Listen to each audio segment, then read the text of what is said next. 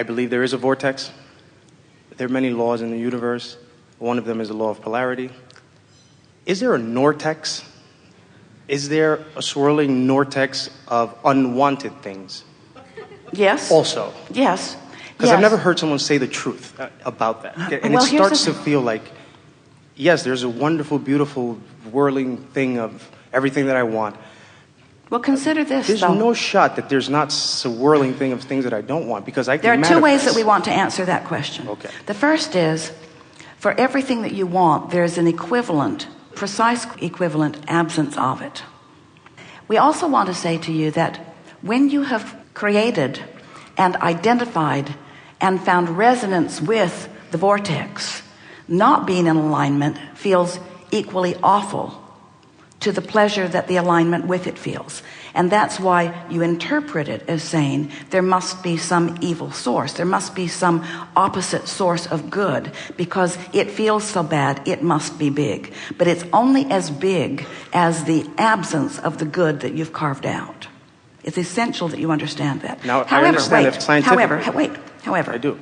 The peace that you're reaching for here, and this is the truth that you are reaching for, every thought has the right and the power to exist, and law of attraction will respond equally to it.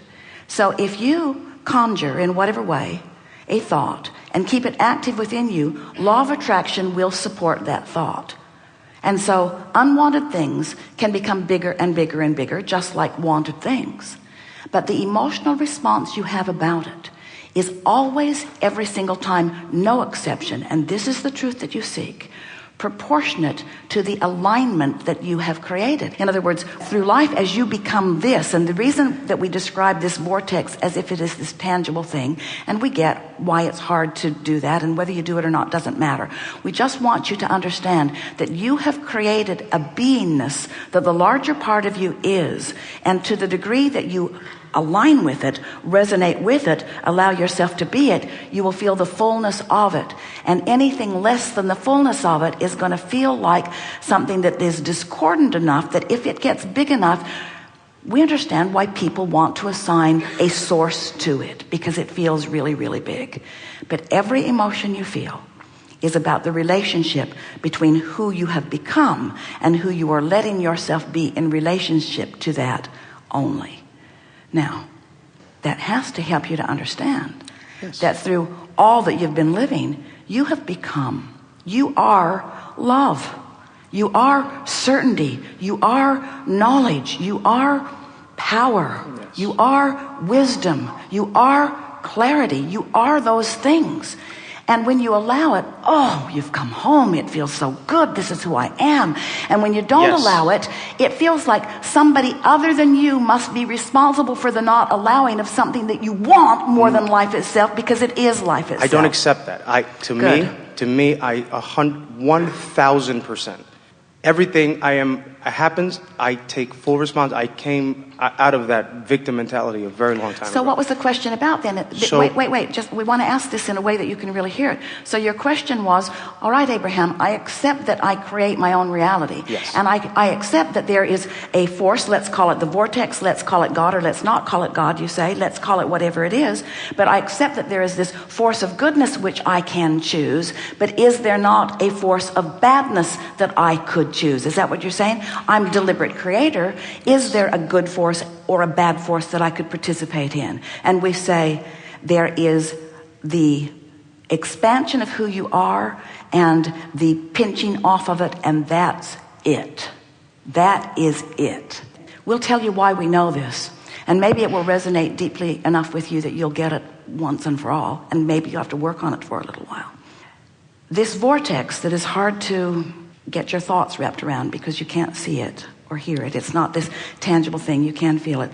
This vortex is the holder of the best that you have carved out, you and everyone else, from the beginning of exploring contrast. And it is so powerful and so dominant that that which is source energy resides in the energy of that goodness. It is so profound and so big, there are not adequate words to describe it or define it. but you feel it from time to time. Get and glimpses. the absence of it is gut-wrenching. It wrenches my guts, yes. And I understand that there's a buffer of time. But the reason I say about the Nortex and the Vortex is I come from, rationalizing. I come from a contrasting environment that put a lot in my vortex. Correct. I don't like not doing anything, but I'm not inspired to do anything. And the minute I try to take action, it feels like I'm forcing it. So pull back. That's not inspired action. What are you talking about? You can't move now. Not yet. You're forcing it too early. Okay, go now. Well, you're overthinking it, and there's nothing wrong with priming the pump. There's nothing wrong with a little action that sort of gets you into action. There's nothing wrong with that. You can't get it wrong. You can't get it wrong. I noticed that. Don't freak out. I've had so many crazy things happen in the past, and yet I'm still here. I still smile at least once a day. Things are good. And like I tell my grandmother when she tells me that the world is the worst that it's ever been, I'm like, Grandma, we're on Facebook. She's right. She's right. The world is the worst that it's ever been, and it's also the best that it's ever been, and you get to choose which part of it you play in. Okay, that's good. Because it's the most intense it's ever been. Yes. It's the most it's ever been. In other words, when you go to a buffet that only has 10 items, there's a little bit you like and a little bit you don't like. When there are 10,000 items at the buffet, there's a whole lot you like and a whole lot you don't like. Yes. But don't let it freak you out. Become a definitive person. Right. But what's happening is, if you haven't been practicing selecting from the buffet, and you show up at a buffet where there's 10 million things you like and 10 million things you don't like, you get overwhelmed. Yes. And that's what's happening to a lot of people. They haven't come to understand that they get to choose. And because law of attraction is dishing up for them what's a vibrational match to them, then there are a lot of people, your grandmother is not in the minority at all, who begin to feel the overwhelmment of unwanted things, which makes them come to flawed conclusions that there's somebody out there just messing with you, creating bad things and forcing them down your throat. And that's not true.